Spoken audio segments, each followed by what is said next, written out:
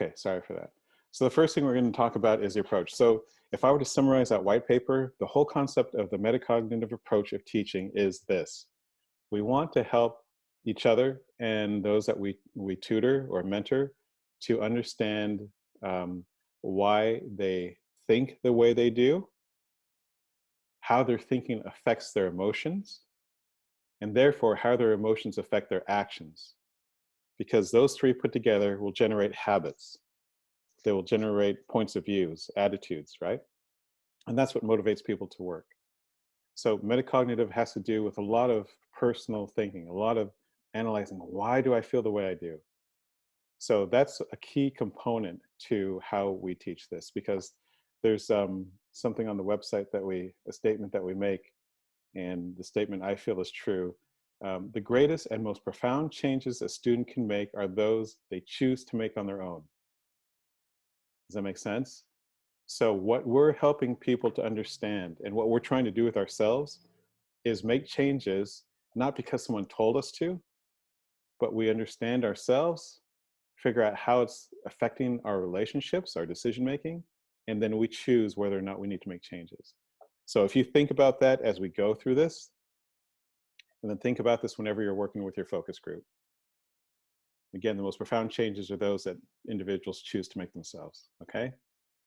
So is there anything, just opening this up to the group, and you can either just comment or raise your blue hand. Was there anything in that metacognitive white paper that you were unclear about, or you thought was interesting, or was a good point as you were looking through that? Just any general comments?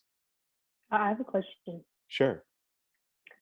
So basically, this whole metacognitive learning, it's like basically self-development, right?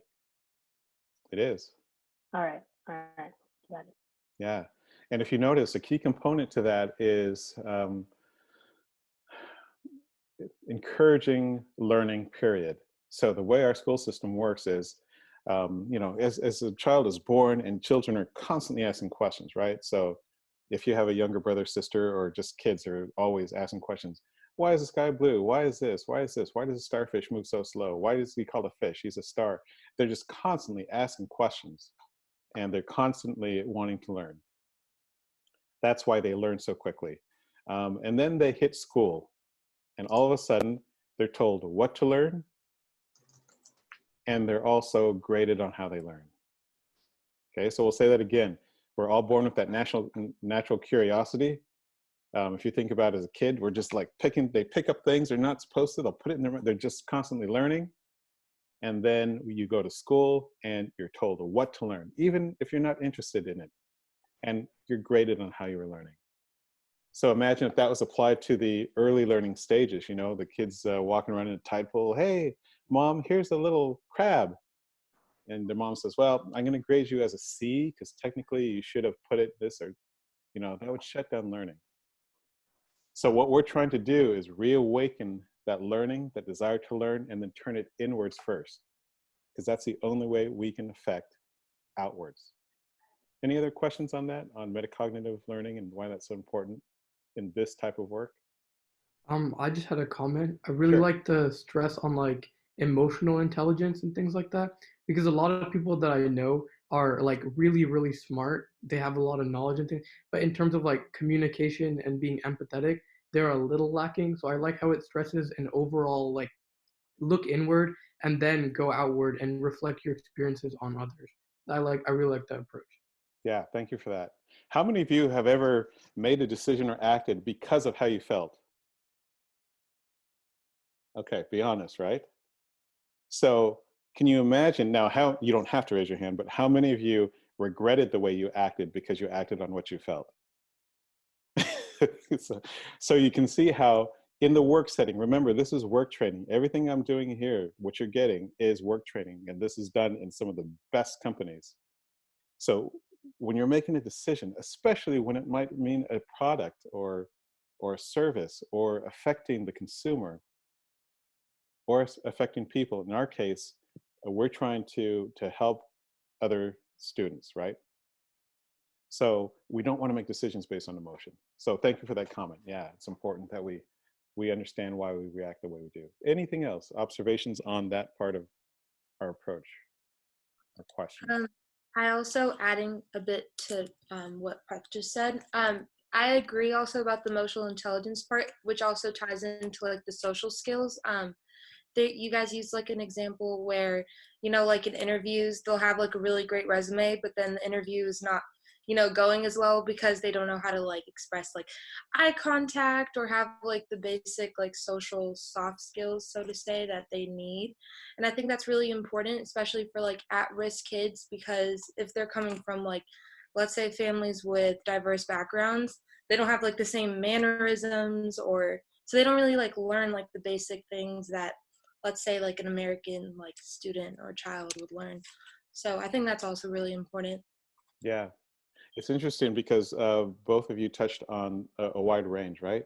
So there are many who focus on academics, and that's all they focus on.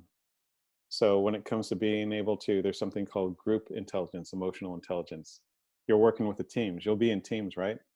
And emotional intelligence in a group is good because as you're talking, you might notice there's tension.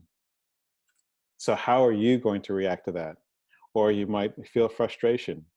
So that being able to understand, so emotional intelligence, and this is all part of what you'll get, is understanding why you're feeling, what you're feeling and why. And then from there it goes out. What are other people feeling and why? Why should I care? Those are all kinds of questions. So thank you for those comments. I really appreciate it. Okay. So any other questions or observations? And feel free, if not. Okay, we'll go ahead and move on to the secondary portion of how we teach, and that's microlearning. I know I sent that out really earlier, had Emery send that out. I apologize. But are there any questions or comments? Here, I'll summarize microlearning. I can teach a child and change his view of the world in 5 seconds a day. 5 seconds. I don't need an hour-long class. So to give an example of that, if I were to tell you, I'm going to pick on someone who's on my screen. Lila, from the time she's young, Lila, you are incredibly useless. And I know she's not, so I'm using her as an example. Actually, I feel bad doing that, so I'm not going to do that. I'm going to use someone else. If someone else is say, Todd, you're useless. You're an idiot. You'll never amount to anything. That's how long did that take? And then every other day, I'm told, Todd, you're so dumb. I don't even know how you function. And I get that for a whole month. 5 seconds. I get that for a whole year. Then I get that for 5 years. Now, because I've been told that, I start school, I'm failing, and what does my teacher say? Todd, here's another F. Todd, you shouldn't be in this class. Todd, you are you're gonna be a failure. Someone has shaped my world by consistently giving me 5 seconds of a concept. That's the power of microlearning.